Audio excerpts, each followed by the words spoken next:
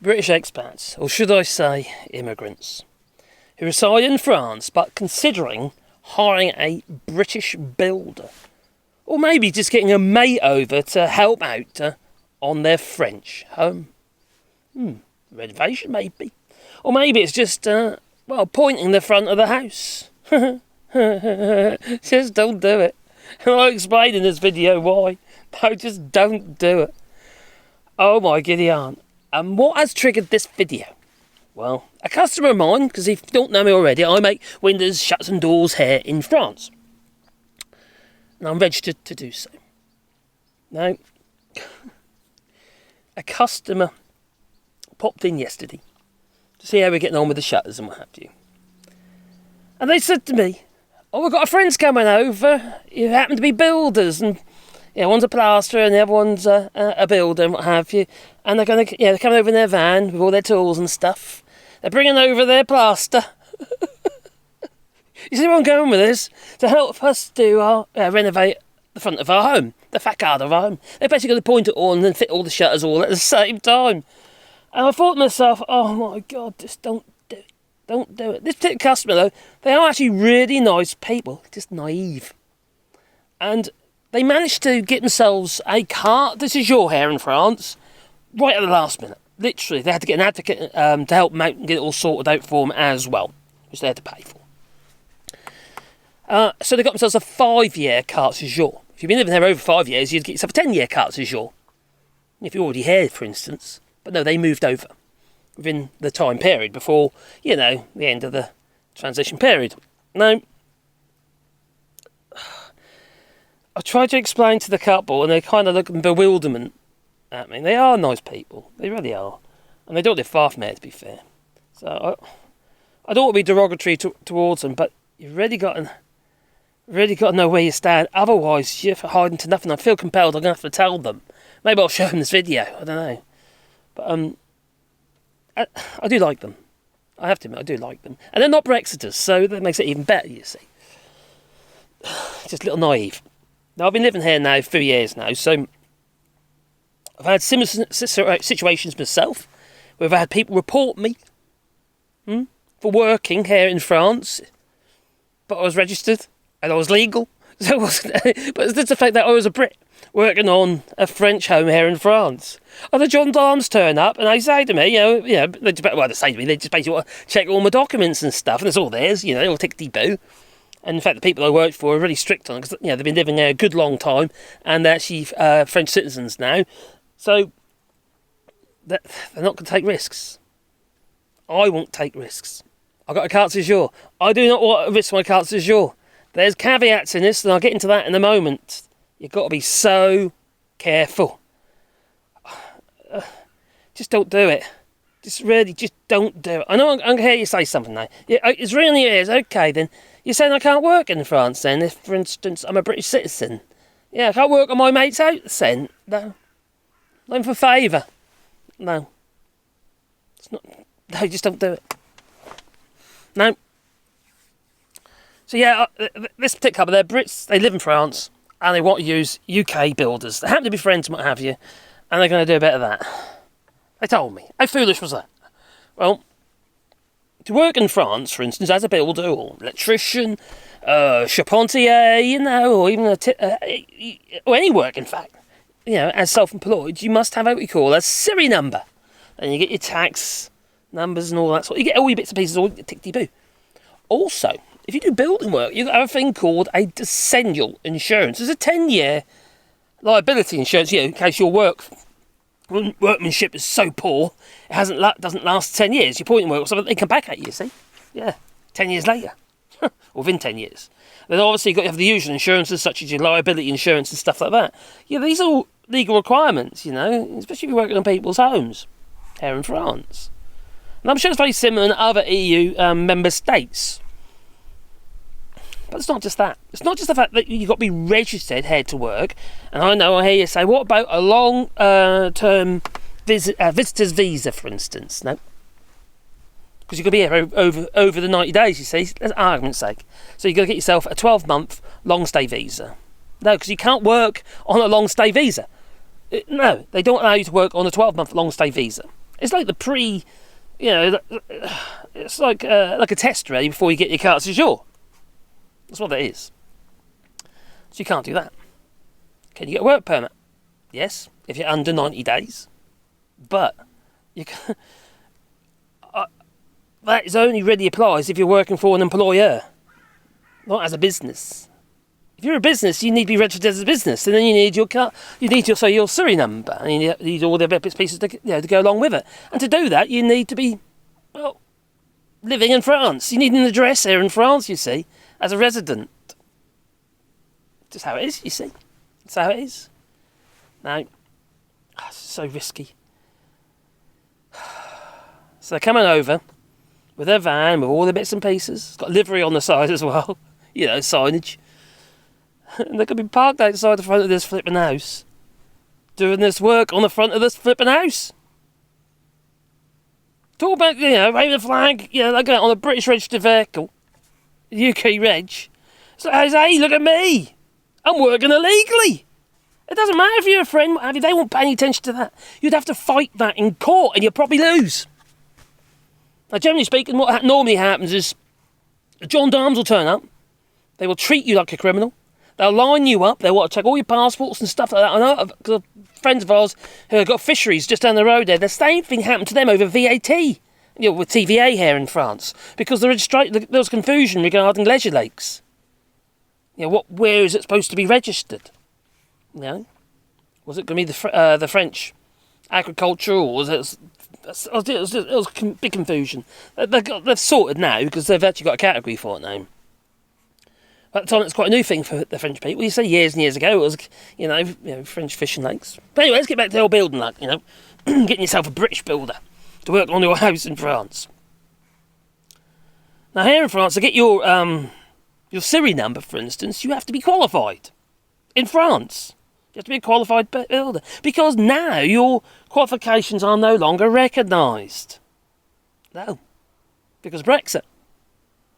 There's no transfer of qualifications whatsoever. The other thing you might, if you haven't got qualifications in France, you might be able to prove experience in France. So you might be able to do that. It's sort of similar in the UK in some ways. Well, you need to. So what you need is you need your SIRI number, which you're not going to have if you're a friend or somebody just coming over doing some work, are you? You need to have your decennale insurance with 10-year insurance to guarantee your work. And then you're going to need your public liability insurance, which is likely you're not going to have. So all this stuff you're not going to have anyway. So you're going to get fined. But it's not just the builder get fined. They'll get fined. Their fine is relatively moderate. Your fine, as the homeowner, because you are supposed to check whether or not you've got you're hiring somebody that has a SIRI number and is legal to work. Your fine is at £5,000. Now let's say, for instance, it ends up in the court. Oh my Gideon! That's another old can of worms. You'll have a criminal record, because the likelihood is you're not going to be able to fight it. You'll be in the wrong. You're clearly in the flipping wrong. So, you get yourself a criminal record here in France. So then what happens? You'll get your carte séjour revoked. You're not coming back? No. And the other thing is, with this new visa system that's coming, the ETIS and the electronic border, where they're going to take your biometrics and stuff like that, and then you've got to get your visa, your little short-term visa, which you do online, very easy to do. But if you've got a criminal record, you're not coming in. Says it on their website, criminal record, You're not coming in. And it won't be just for France, it'll be for the EU. So that's it, you're stuffed. You'll be trapped on your little island. Yeah, Britain. Sorry, but just don't do it. Do not employ British builders that reside in the UK. If you're hell-bent getting a Brit, because I speak English and French is pretty poor, well then make sure that they are registered to work here. I mean, they live here in France. And then what about materials then? Okay, they bring all these materials. They bring over this flipping plaster, which is going to be like pink multi-finish or something like that. Plaster. Or it might be board finish or whatever they might be bringing over. I've been in the game a lot of years. Well, you bring that stuff over there? No. Multi-finish is no good here. The temperatures and just don't do it. No. The French use a lot of, I tell you what it's like plaster of Paris is, and it's a flipping nightmare. And the two plaster brands I can think of, we've got Lutece 2000, which is the most popular with the professionals, because it gives you more working time. And you've got another one that's called Joker. You get it in the Bric-a-Marchés, and oh my Gideon, it's a cheaper plaster, and you get more for your money. It's about 40 kilo bags they are. But it goes off like a flipping rock in no time. You're not going to use this stuff use it in this weather. No. don't even go there. I'll tell you, it just goes off just like that. A lot of electricians that actually use that hair to put the actual back boxes into the wall. Into the old stone walls. Just put a blob of that in, and then he's pushed the back boxes in. Goes off in no time. That's what they do. Didn't tell for blasting. The only thing I would say is it is easy to sand it, because there's a very little aggregate in it. So it's just like dusty powdery stuff. So you have to get it on the wall, and there's none of this kind of where you polish it up, like you would do multi-finish. Or even board finish or anything like that. None of that lark. No, you just get it on. A little bit of finishing and that's it. You can't play with it. It's just no, it's awful. That was a real learning curve for me, that one. I can use it now, but it was a real learning curve. Although I found the best stuff to use, sticks like shit to the blanket, is actually is board adhesive. That stuff you do dob and dab on the walls. There's a particular brand that you get in the Bric-a-Marchés, and it's a bit off-white colour, but don't make it, probably could paint it anyway.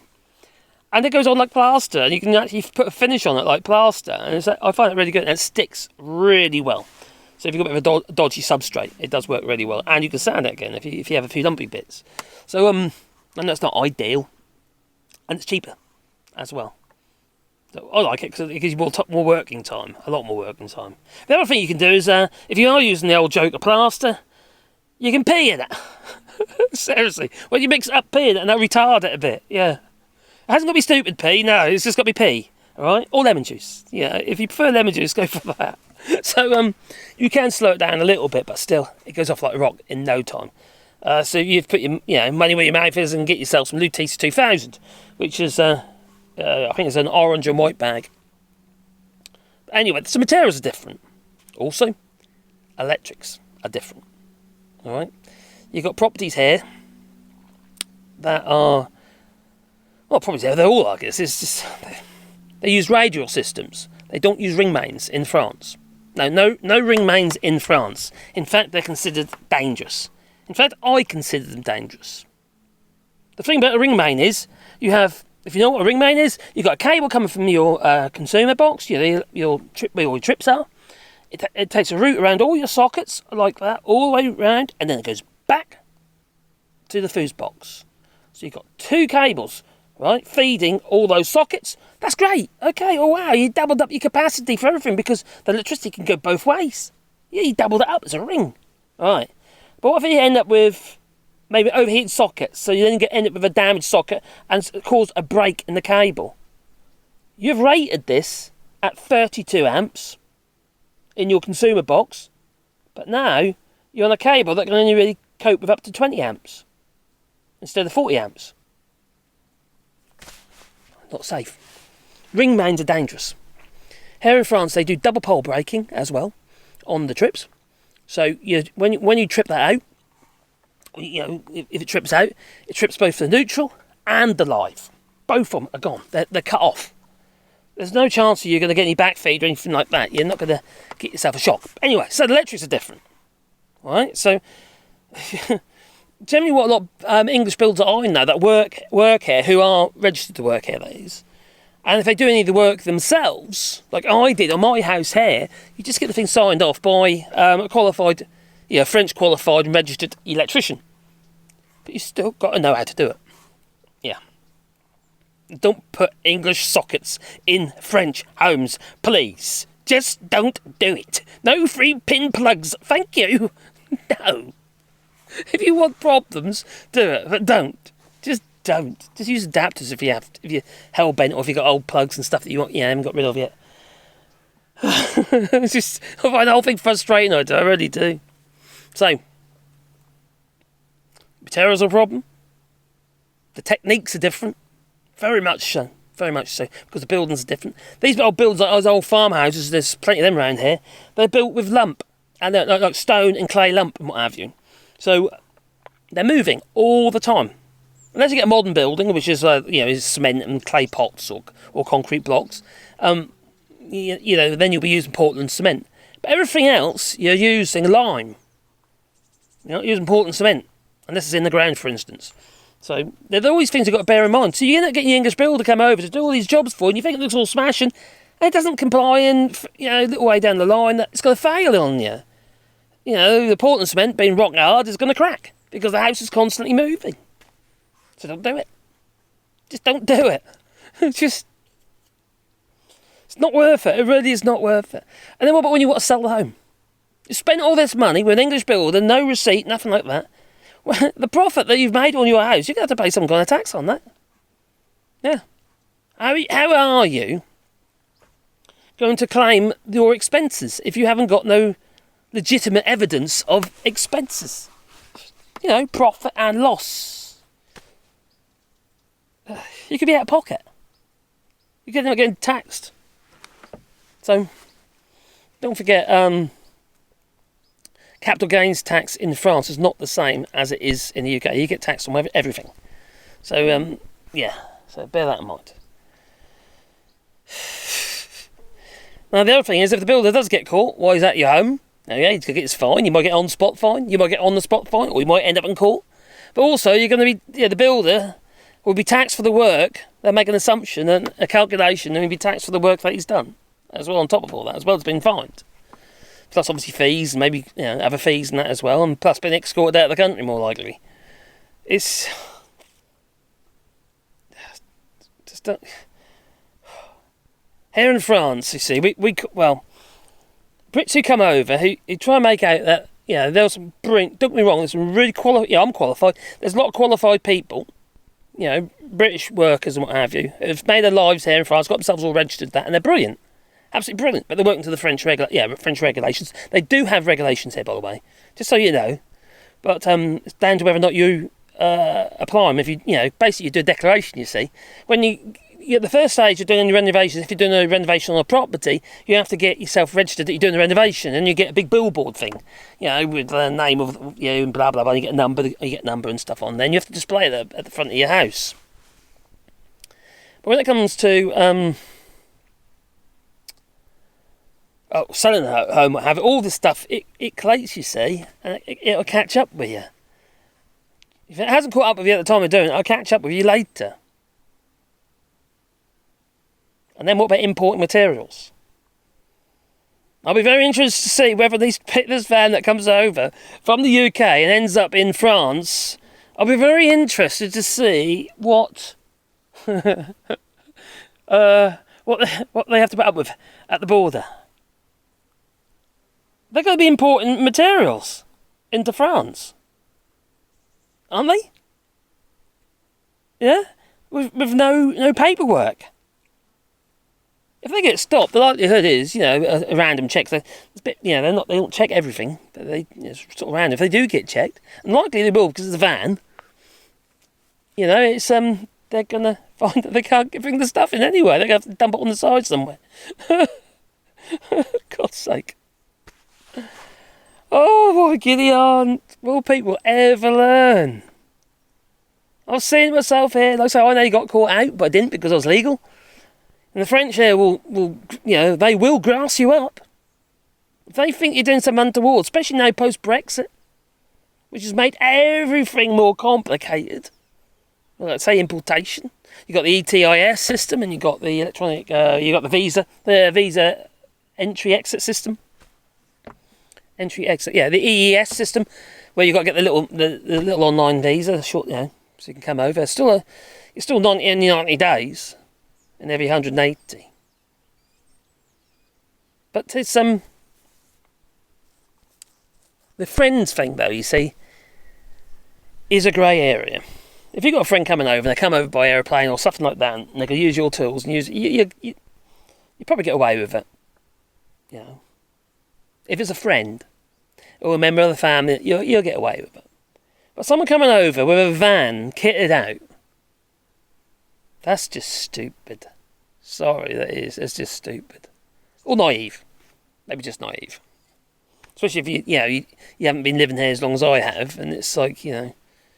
So anyway, I thought I'd share that with you because like I say, a customer made it clear to me that that's what their intentions were. And I warned them without trying to be obnoxious. I could have, like I do now. I could have gone right old rant about it, but you know, it's stupid, isn't it? I'll get paid. You know, I can't afford to live off what I get on this channel. Christ's sake, no. Oh my giddy aunt, I'm broke. So I have to get a bit of work again. Anyway, you tell me what you think. Have you come up with this scenario yourself, or seen it yourself? I've seen it so many times actually, and it was always a no-no. It's not because of Brexit. It's always been a no-no. But it's almost like, a bit of a blind eye. You get the occasional person be grasping up, but now they're looking for you because you stand out like a sore thumb now. You really do. Besides, English registered vehicles in France, and then you start driving that vehicle about, and it's you live in France, and maybe you go and borrow their van to take it down to the local bric-a-marché to pick some materials up. You're not allowed to drive that van. No, as a French resident. No. So don't do that either. Anyway, you tell me, please leave it in the comments down below. I know it's a bit of a long video, but I think I'll try to get everything in there, and also a bit of my past experience in this as well. Because I've been there, done that, really, as far as that sort of thing is concerned. I work here. I live here. I'm also, I'm a builder, carpenter joiner. I'm also a qualified electrician in the, that's 8 yonks ago now. That's 17th edition.